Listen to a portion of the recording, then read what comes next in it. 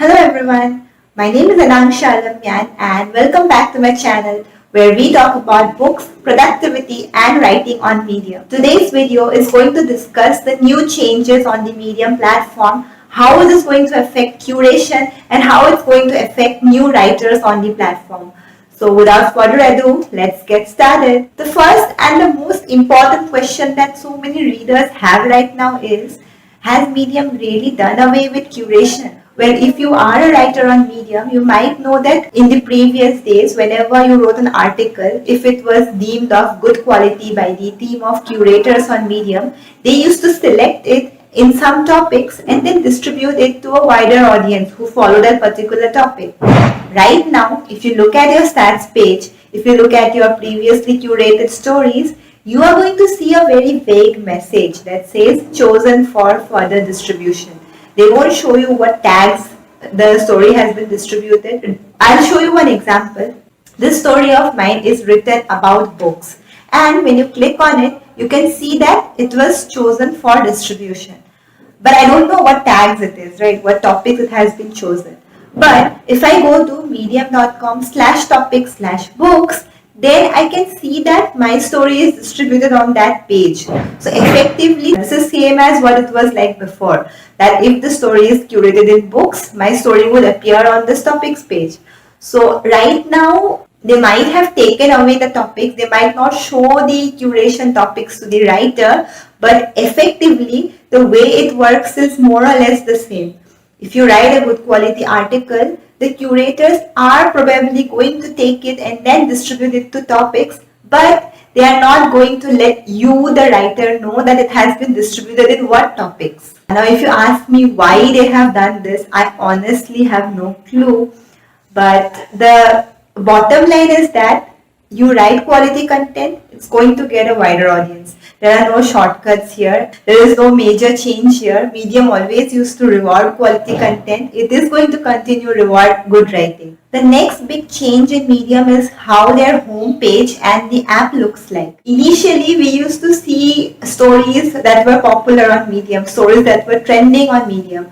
But now if you look at the homepage, you're going to see stories from authors and publications that you follow. Effectively, the new Medium interface is going to reward people who have put in efforts to build a consistent following. It is more follower based than algorithm based. Earlier on, if your article was thought to be good by the algorithm, it used to be distributed to the people. Right now, if you have built a community of followers, then your story is going to be sent to maybe all of the followers. Also, you can see that there is a photo of the people who you follow on the home page, and next to that photo there is a small number. That number indicates how many stories of them you haven't read. It's like they are notifying you every time your favorite authors are writing a new story. So I don't know what this exactly means, but my interpretation is that Medium is going to reward authors who write content on a regular basis. Like if you publish one story every day or maybe one story every 2 days, then this number next to your name will always be active. There'll always be 1, 2, 3, 4, n number of stories. And your followers will be incentivized to click on it, because whenever there is a number next to something, our brains are triggered in such a way that we need to click it. We need to know what's new, what we haven't checked yet. So yes, again, this is not a very big change from how it used to be like before. Medium used to reward consistency. Let me rephrase that. Every platform on the internet rewards consistency. Medium is not different. If you write quality content on a regular basis, you are definitely going to get more engagement. Apart from the writers, you also see the names of the publications that you follow and the number of new stories on that publication that you haven't checked yet. So again, this incentivizes writers to write more for publications. Also, this does not depend on the number of followers the publication has. Rather, it depends on how engaged the community is. For example, if you publish in a smaller publication, but the audience of that publication is very invested with the stories that are published there, so you are going to stand a better chance of your story being read, compared to when you publish it to a big publication with huge number of audience that publishes like 20 or 30 stories each day. So if a small publication that publishes like 5 or 6 stories in a day and your story is one of them, then you are definitely going to get more traction. My takeaway from here, my interpretation from this is that if you publish in niche publications, if you publish in publications that have a very targeted audience, you stand a better chance of getting more views on your article. There was another burning question of so many writers that now that Medium has removed the names of the authors from the home page, how are the writers going to build a personal brand?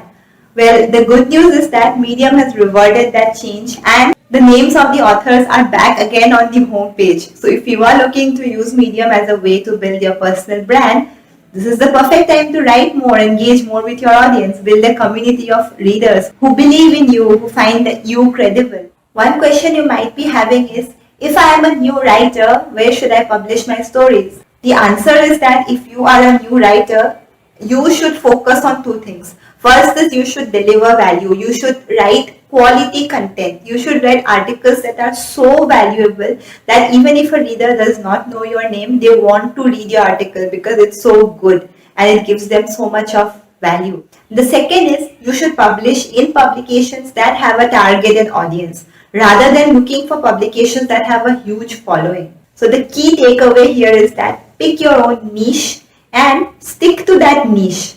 I'm not saying you should write only in a handful of topics. You can write in whatever topic you want. For example, I write about books, feminism, personal development, and I have a few publications that I stick to. For example, for books, I write in my own publication, Books Are Our Superpower, which has grown to almost 1,000 followers in about 3 months. So if you write about books, this is a great publication for you to submit because we have a very engaged community.